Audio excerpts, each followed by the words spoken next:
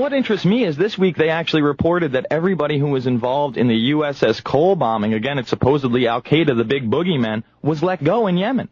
And you would think if this terrorism threat was real, these are the guys that would be in Abu Ghraib and Gitmo, Tommy. Yeah. Well, you see, that's how it works. And that's the way it worked in prison, by the way.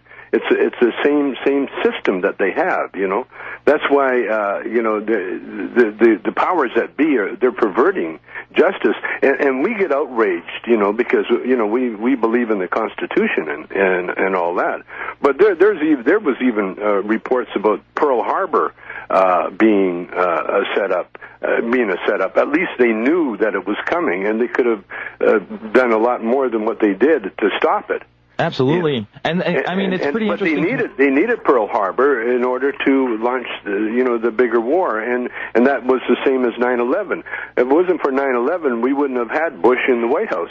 Well, I agree with you there. And then you have the Project for a New American Century, which is this neocon think tank, including Cheney and Wolfowitz and people like Dan Quayle, where they actually call for this new Pearl Harbor in a document called Rebuilding America's Defenses, only 3 months before the attacks, where they say they need it in order to transform the Middle East or Eurasia.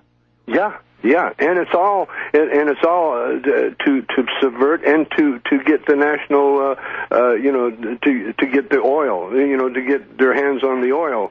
Not because we don't have oil of our own. No, it's to control the world's supply of oil, and that's basically what's happened. Mm-hmm. And this is why I'm saying the universe is so perfect, because the oil prices and that have just forced people to go to the electric car. And now Toyota is the biggest car manufacturer in the world because they have a hybrid. And we have the technology to have full-on electric cars, and eventually we will have to have them because no one will be able to afford the gas cars. And so see, no matter what these guys do, eventually it balances out. Well, my view is this. I mean, the last 2 years, the oil companies have posted record profits. Yeah. Obviously, there's no shortage of oil. What they've done is they've gone in, they've taken over the second richest oil nation in the world, Iraq, and because they control the supply, they can demand as much money as they like, and that's why we're seeing $4 a gallon oil. I'm soon to see $5 a gallon oil this summer. Absolutely, but what it does, it forces. It's just like the food shortage. We have two problems in America. We have we're getting a food shortage, and we have obesity problems. So it sort of evens itself out, Well, those are two subjects we actually do talk about a lot on this show. I mean, food shortage a lot of people don't understand that the gas also jacks up the price of food because the supplies are shipped throughout the country, and we're just being raped over and over again on not only the gas prices but our food prices as well. So you see a lot of modes of control. Do you fear that they might carry out yet another attack for more control in this country? Well, it's going to be difficult for them to do that. You can't. It's like telling the same joke twice. People are ready. And so there's going to be citizens that will blow the whistle or alert them. Like there was that FBI agent in Milwaukee that knew about that one terrorist. Okay, all right. Hold on 1 minute, Tommy. We'll be back after this. It's the Alex Jones Show. We have Kevin Booth, Tommy Chong, Josh Gilbert, and Matt Stevens. We'll be back after this. All right, we are back. It is the Alex Jones Show. I am Jason Burmison. We do have Alex Jones on the line. Alex, are you with us? Yes, Burmis. Jason, I'm here at the beach with my family. Appreciate you sitting in, doing a great job. I just want to make a point, ask Tommy Chong a question, and then I'll throw it back to all you guys. First off, I want to thank Tommy Chong. I want to thank Kevin Booth. I want to thank the other filmmakers for coming on. I just want to say this. Sully Castillo, the DEA agent who exposed government drug dealing, on Frontline, the rest of it, but also in Kevin's film, he was just raided. Tommy has now been raided. I believe this is political punishment because this film has aired more than 50 times on Showtime. I'm hearing buzz all over the street. And, folks, I don't say I'm hearing buzz if I'm not. I'm hearing huge buzz for American drug war, and I think it made them mad that Tommy stood back up to him, so they went after him. That said, Mr. Chong, do you think that they're targeting you, or does your gut tell you they're coming after you because you didn't take a raping without speaking up against it? Yeah, absolutely, absolutely. You know, they try to write a clause in my punishment that I'm not supposed to profit from my crime in any way.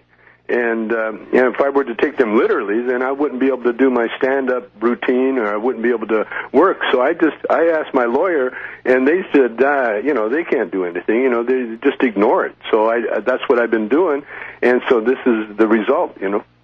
Well, that's asinine to claim that you, incredibly famous icon, need to profit from them ruining your completely legitimate family business that you weren't even really completely involved in while they ship the drugs in. Again, it's just like terror. They ship the majority in. They only bust cartels that don't pay the cut into their banks, just like Scarface. It's based on a true story, the part with the banks laundering the money. It's the same thing. They organize the terror. They provocateur the terror. They foster the terror. They stage the terror. And I just wanted to say that I'm so honored that we've had congressmen and Charlie Sheen and, Jesse Ventura and Willie Nelson and the German defense minister and all these people on the show, and now to have Tommy Chung come out on the show and say that he questions the official story. I mean, just so your statement is clear, are you saying you believe that they used it to take our liberties, or are you saying that on top of it you believe that they may have somehow been involved? I mean, with the buildings being blown up, the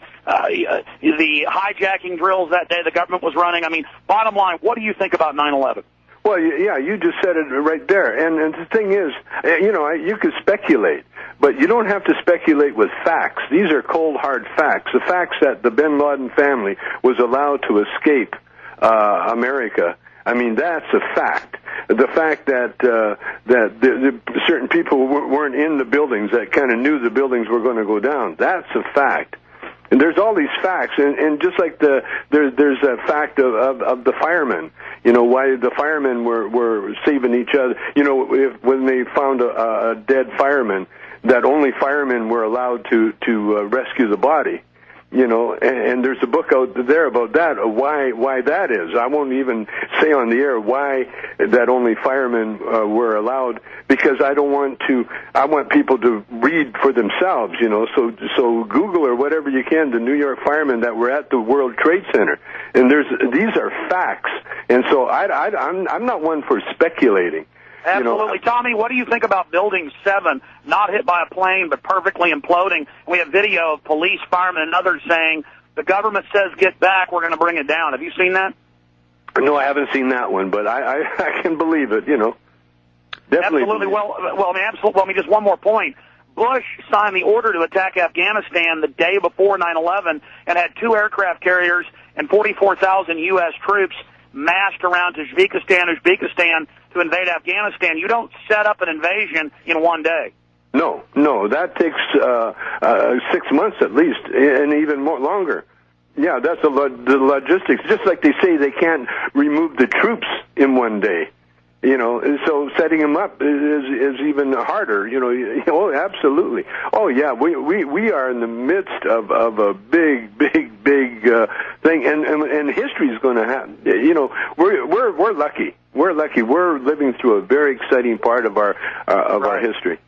We're living at a time when it's all coming out. I mean, the shooter, the commander of killing JFK on his deathbed, admitted it, was on the cover of Rolling Stone, and we got the video of his father. St. John Hunt's father, E. Howard Hunt, admitting what we always knew. He was photographed being picked up as one of the tramps, and now the JFK thing is admitted. Well, in closing, I want to throw you back to Kevin Booth and, of course, Jason Burmis and the rest of the folks. We need to put major pressure on these guys to drop these selectively enforced charges. But just in closing, the war on drugs started in the 70s. There's triple the heroin, double the cocaine now that there was.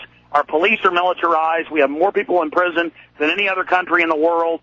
Everybody knows they control it. We've got to end this war on drugs now, and you'll be remembered as really an Alexander Solzhenitsyn in the fight against this tyranny, or as a Nelson Mandela for the political persecution you've gone through, Mr. Chong. And I just want to thank you for coming on my show, and everybody needs to really pray for you and support you, and call the different agencies involved in this, call the media, and not let them run you through the ringer again. I appreciate that, Alex. Thank you, sir. Take care, guys. Bye. All right, so Tommy, what do you think that we can do to put pressure on those who have taken Matt and Josh's videos, aka Tommy Chong? What can we do to support you? Is there a website? Is there something we can do? Our listeners can do. The best support would be to buy the DVD. That's the best support because what they've done. They've hurt us financially as they always do. And what they're trying to do again is to get us to lawyer up so we can have that expense going. So the best anybody could do is just what I'm doing. I'm going out and I'm working. I'm doing my gigs. I'll be in San Francisco next weekend. I just want everybody to be aware of akatommychong.com and get on that website and buy the product. That's the best revenge. Yeah, and absolutely. I mean, one of the things that I've done with American Drug War is not only did I sit down and watch it with my girlfriend, but I also sat down and watched it with my 13-year-old sister. And I said, look, this is really how it is.